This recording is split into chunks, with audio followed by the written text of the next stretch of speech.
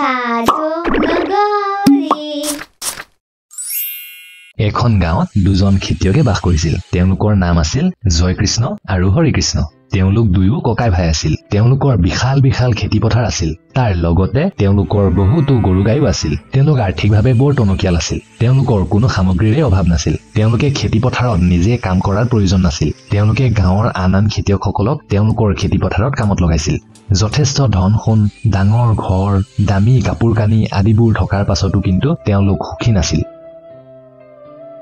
মোৰ খেতিপথাৰত কাম কৰাবলৈ মানুহৰ প্ৰয়োজন হৈছে মই আৰু শস্য উৎপাদন কৰি অধিক ধন উপাৰ্জন কৰিব বিচাৰো এইকেইটা ধনেৰে মোৰ একোৱেই নহব মোক আৰু অধিক ধন লাগে দাদা মই মোৰ বেপাৰ আৰু অধিক বঢ়াব বিচাৰো মই মোৰ বাবে আৰু অধিক দামী কাপোৰ আৰু ডাঙৰ ঘৰ সাজিব বিচাৰো আৰু মোৰ বিলাসিতা বঢ়াব বিচাৰো ইয়াতকৈ দুগুণ সুখত থাকিব বিচাৰো ভাবাচোন যদি আমাৰ লগত ইমানখিনি টকা থাকে যে আমি হীৰা মুকুতাৰে ঘৰ সাজিব পাৰো কি কোৱা ককাই তেনেকুৱা হলেতো বৰ ভাল হ'ব সেইখন গাঁৱতে আন এজন খেতিয়ক আছিল যাৰ খেতিপথাৰখন বৰ সৰু আছিল আৰু তেওঁ আৰ্থিকভাৱেও বৰ দুৰ্বল আছিল তেওঁৰ নাম আছিল ধনীৰাম তেওঁৰ লগত এজনীয়ে গাই আছিল তেওঁ গোটেই দিন খেতিপথাৰত শ্ৰম কৰে আৰু গৰুজনীৰো সমানে যত্ন লয় যদিও তেওঁ ধনী নাছিল তথাপি তেওঁৰ ওচৰত যি আছিল তাকে লৈ তেওঁ সন্তুষ্ট আছিল জয়কৃষ্ণ আৰু হৰিকৃষ্ণই ধনীৰামৰ সুখ দেখি বৰ ঈৰ্ষান্বিত হৈছিল সিহঁতে সদায় ভাবিছিল যে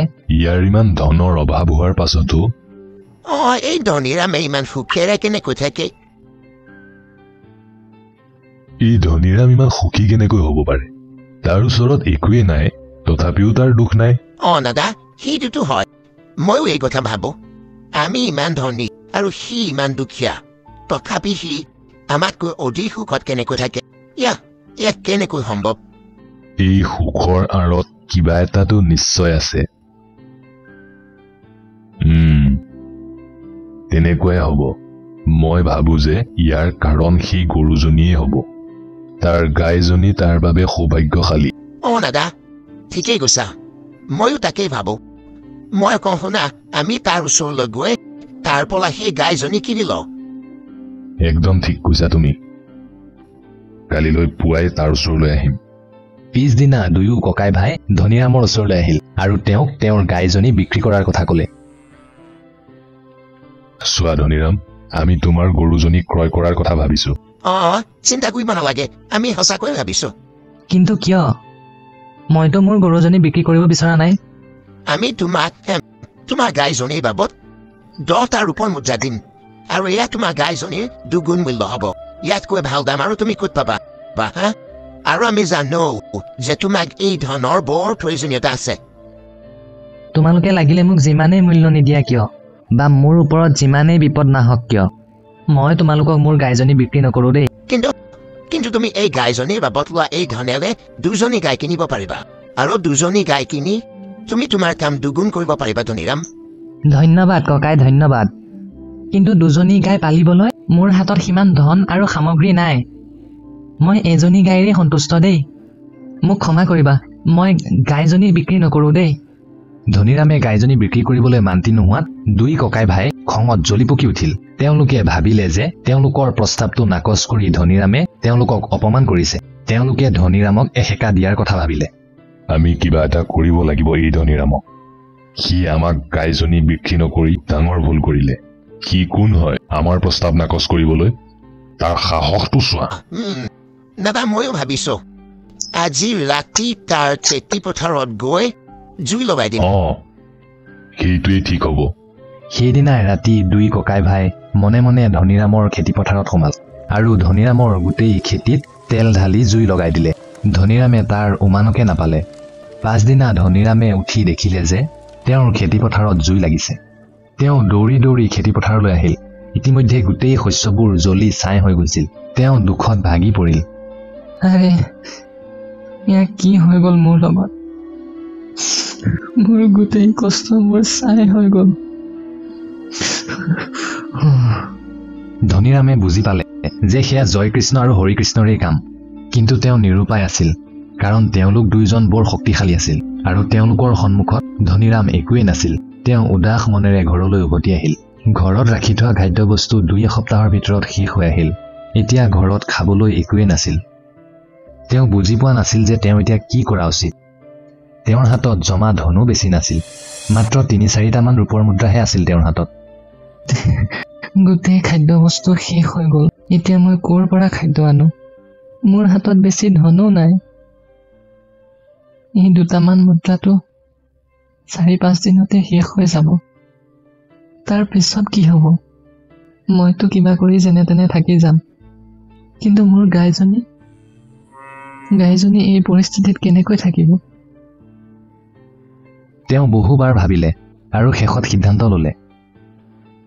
মই বেলেগ গাঁৱলৈ গৈ গাইজনী বিক্ৰী কৰি দিম আৰু সেই বিক্ৰী কৰি পোৱা ধনেৰে কিবা সৰু সুৰা কাম কৰিম।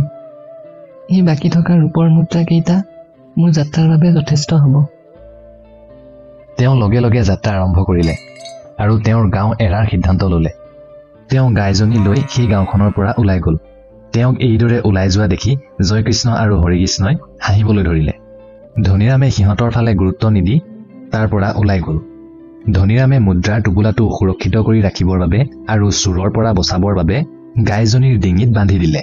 তেওঁ জানিছিল যে চোৰে গাইজনীৰ ওপৰত সন্দেহ নকৰিব। তেওঁ হাবিৰ মাজেৰে গৈ আন এখন গাঁও পালেগৈ। ইতিমধ্যে সন্ধ্যা হৈছিল। সূৰ্যটো বৰ ভাগৰো লাগিছে। মোৰ গাইজনীও বৰ ভাগৰুৱা যেন লাগিছে। তেওঁ কাষৰে এজোপা গছত গাইজনী বান্ধি ৰাখিলে আৰু তাইৰ বাবে পানী আনিবলৈ গ'ল। গাইজনীৰ ডিঙিত বান্ধি থোৱা টোপোলাটোৰ কথা তেওঁ একেবাৰেই পাহৰি গৈছিল। সেই গছজোপাৰ কাষতেই এখন গেলামালৰ দোকান আছিল। সেই দোকানখনৰ মালিক বাহিৰলৈ ওলাল। আৰে, আজিতো গোটেই দিন বহি বহিয়ে পাৰ হৈছে। অলপ খোজ কাঢ়ি দিওঁ, ভৰিকেইটাও অলপ শান্তি পাব। ইয়াকে ভাবি তেওঁ বাহিৰলৈ ওলাই আহিল আৰু তেতিয়াই তেওঁ সেই গাইজনী দেখা পালে। তেওঁ গাইজনীৰ অলপ ওচৰ চাপি আহিল। তেতিয়া গাইজনীয়ে তেওঁৰ ফালে চাই মূৰ জোকাৰিলে। গাইজনীয়ে মূৰ জোকাৰা গাইজনীৰ ডিঙিৰ পৰা এটা ৰূপৰ মুদ্ৰা সৰি পৰিল। তাকে দেখি দোকানীজন বৰ আচৰিত হ'ল। তেওঁ গাইজনীৰ আৰু ওচৰ চাপি অহাত গাইজনীয়ে পুনৰ মূৰ জোকাৰিলে। তেতিয়া আৰু এটা মুদ্ৰা ওলাই পৰিল। অহ, এইজনী যাদুৰ গাই যেন পাইছো। মই এটা কাম কৰো, এই মুদ্ৰাকেইটা তুলি লওঁ। দোকানীজনে গাইজনীৰ ডিঙিত বান্ধি থোৱা টোপোলাটোলৈ লক্ষ্যই কৰা নাছিল। তেওঁ মুদ্ৰাকেইটা উঠাবলৈ আগবাঢ়োতেই ধনীৰাম আহি ওলাল। ধনীৰামক দেখিয়েই দোকানীজনে গাইজনী কিনাৰ কথা ভাবিলে। নমস্কাৰ ককাই, ক'ৰ পৰা আহিছা? ইয়াৰতো নহয় যেন লাগিছে। নমস্কাৰ। হয়, মই সেই ওচৰৰ গাঁওখনৰ। এই গাইজনী বিক্ৰী কৰিবলৈ ওলাইছো। হয় নেকি? কি কোৱা? তুমি একদম সঠিক জেগাত আহি ৰৈছা ককাই। মই তোমাৰ গাইজনী ক্ৰয় কৰিব বিচাৰো। মই তোমাক এই গাইজনীৰ বাবদ 400 ৰূপৰ মুদ্ৰা দিম। কোৱা, হ'বনে? ধনীৰামে আচৰিত হৈ তেওঁৰ ফালে চাবলৈ ধৰিলে। দোকানীজনে ভাবিলে ধনীৰাম সন্তুষ্ট নহয়। ৰবা, এয়া লোৱা, 500 বন্দবস্ত কৰা। ঠিক আছে, ইয়াতকৈ বেছি মই তোমাক দিব নোৱাৰিম। ঠিক আছে, হ'বনে ককাই? 500 ৰূপৰ মুদ্ৰা? ইমানখিনি মুদ্ৰা? কিন্তু ককাই, দোকানীজনে বুজি পালে যে ধনীৰামে সেই কথাটো নাজানে যে তাৰ গাইজনী এজনী যাদুৰ গাই। তেওঁ ধনীৰামক কিবা কোৱাৰ সুযোগেই নিদিলে। এতিয়া তুমি আৰু একো নকবা ককাই। মোক গাই গৰু এজনীৰ বৰ প্ৰয়োজন হৈছে, সেই গতিকে না নকৰিবা। এয়া লোৱা তোমাৰ মূল্য, আৰু এই গাইজনী এতিয়া মোৰ হ'ল। ৰূপৰ 500 মুদ্ৰা লৈ ধনীৰাম তাৰ পৰা ঘৰ অভিমুখে উভতি আহিল।